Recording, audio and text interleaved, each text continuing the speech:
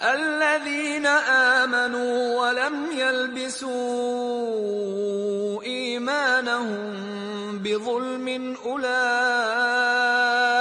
لهم الأمن وهم مهتدون.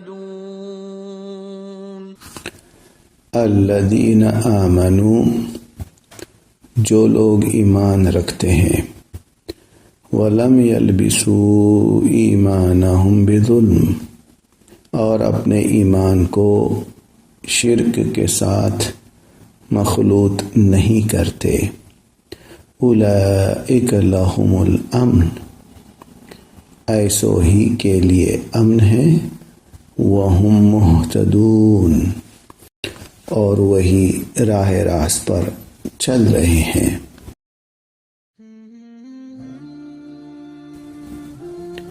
آیت میں یہاں ظلم سے مراد شرک ہے، جیسا کہ ترجمے سے واضح ہے۔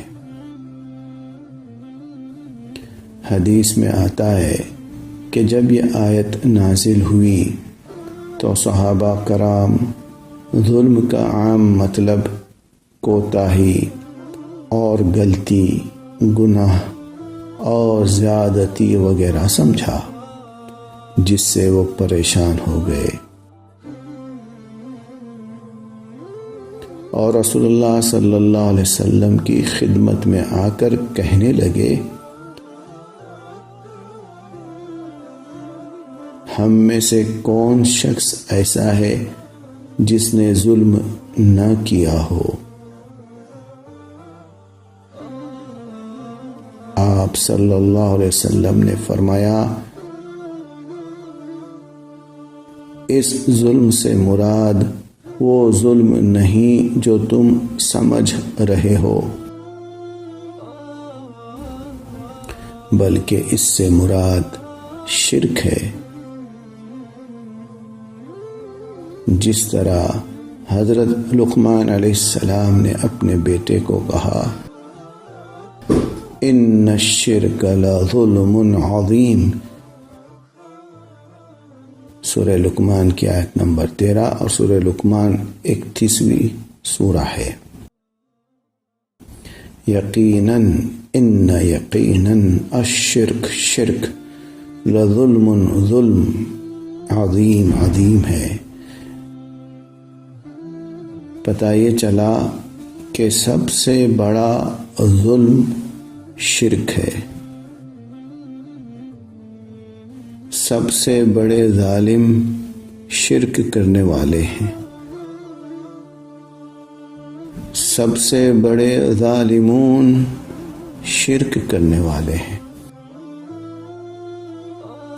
اللہ سبحانہ و تعالی آپ کو مجھے ہمیشہ ایمان والا بنائے، جیسے کہ اس آیت میں آیا ہے،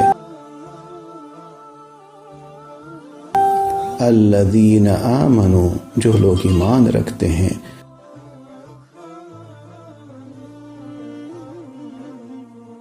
اللہ سبحانہ و تعالی ہم کو ایمان رکھنے والا بنائے۔ وَلَمْ يَلْبِسُوا إِيمَانَهُمْ بِظُلْمٍ، اللہ سبحانہ و تعالی ہم کو ایمان کے ساتھ شرک کو مخلوط نہ کرنے کی توفیق دے۔ اولئک لہم الامن، اللہ سبحانہ و تعالی ہم کو ایسے ہی امن و امان لوگوں کے اندر داخل کر دے۔ وہم مہتدون، اور اللہ سبحانہ و تعالی ہم سب کو ایسے ہی راہ راست پر چلنے کی توفیق دے۔ وصلی اللہ علی نبینا محمد۔ السلام علیکم ورحمۃ اللہ وبرکاتہ۔